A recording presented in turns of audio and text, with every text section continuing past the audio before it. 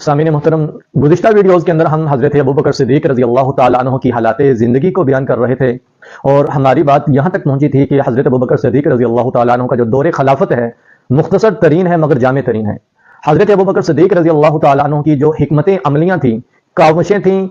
انہی کی وجہ سے حضرت عمر رضی اللہ تعالیٰ عنہ کا دور بہترین دور کہلایا، کیونکہ جب حضرت عمر رضی اللہ تعالیٰ عنہ نے نظام خلافت کو سنبھالا تو اس وقت حضرت ابوبکر صدیق تمام فتنوں کو صفحہ ہستی سے مٹا چکے تھے۔ تو ان فتنوں میں سے سب سے جو بڑا فتنہ تھا وہ نبی صلی اللہ علیہ وسلم کے دنیا کے جانے سے فوری بعد شروع ہو چکا تھا۔ آپ صلی اللہ علیہ وسلم کا جب وصال ہوا تو جو مشرکین تھے انہوں نے یہ پروپیگنڈا کیا کہ یہ بات پھیلانا شروع کر دی کہ نبی صلی اللہ علیہ وسلم اگر اللہ تعالیٰ کے سچے رسول ہوتے تو آپ وفات نہ پاتے۔ تو یہ ایسی صورتحال بن چکی تھی کہ جس وجہ سے بہت سے نو مسلم دین سے پھر گئے، دین سے دور ہو گئے۔ منافقین تو کھل کر سامنے آئے ہی آئے، مگر جو نو مسلم تھے وہ بھی دین سے دور ہو گئے۔ تو اس موقع پہ اس صورتحال میں جو جیہ صحابہ کرام تھے وہ بھی کوئی فیصلہ نہیں کر پا رہے تھے کہ اس صورتحال میں کیا کیا جائے، یہاں تک کہ حضرت عمر رضی اللہ تعالیٰ عنہ ہاتھ میں تلوار تھامے یہ اعلان کر رہے ہیں کہ جس نے کہا محمد صلی اللہ علیہ وسلم فوت ہو چکی ہیں تو میں اس کی گردن اڑا دوں گا۔ تو اس صورتحال کے اندر اگر کسی نے حکمت عملی کو اپنایا ہے تو وہ حضرت ابوبکر صدیق رضی اللہ تعالیٰ عنہ کی ذات ہے۔ حضرت ابوبکر صدیق رضی اللہ تعالیٰ عنہ آگے بڑھے، نبی صلی اللہ علیہ وسلم کو بوسہ دیا اور کہا، خطبہ دیا، اما بعد،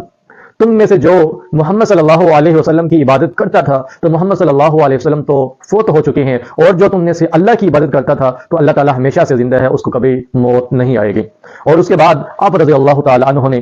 سورۃ آل عمران کی 144 آیت تلاوت کی، ما محمد الا رسول قد خلت من قبلہ الرسل افإن مات او قتل انقلبتم على اعقابکم ومن ينقلب على عقبیہ فلن یضر اللہ شیئا وسیجزی اللہ الشاکرین۔ نہیں ہے محمد مگر اللہ تعالیٰ کے ہی ایک رسول، اور آپ سے پہلے بھی کئی رسول اس دنیا میں آ کر جا چکے ہیں، تو کیا رسول کو قتل کر دیا جائے یا وہ فوت ہو جائے تو کیا تم اپنی ایڑیوں کے بل پلٹ جاؤ گے؟ تو جو ایڑیوں کے بل پلٹ جائے گا تو وہ دین کو، اللہ کو کوئی نقصان نہیں پہنچائے گا مگر خود کو ہی نقصان پہنچائے گا۔ جب آپ رضی اللہ تعالیٰ عنہ نے یہ آیت تلاوت کی، ابن عباس رضی اللہ تعالیٰ عنہ فرماتے ہیں اس سے پہلے لوگوں کی یہ صورتحال تھی کہ کسی کو یہ آیت یاد نہیں تھی، مگر جب آپ نے یہ آیت تلاوت کی تو ہر کسی کی زبان کے اوپر یہی تلاوت جاری تھی، یہی آیت کی تلاوت جاری تھی۔ اور سعید بن مسیب فرماتے ہیں، حضرت عمر رضی اللہ تعالیٰ عنہ فرماتے ہیں کہ جب میں نے یہ آیت سنی، آپ کی زبان سے میں نے یہ آیت سنی تو میرے پاؤں کے نیچے سے زمین نکل گئی، میں اپنے پاؤں کے اوپر کھڑا نہیں ہو سکتا تھا، کیونکہ مجھے یقین ہو چکا تھا کہ واقعی آپ دنیا سے جا چکے ہیں۔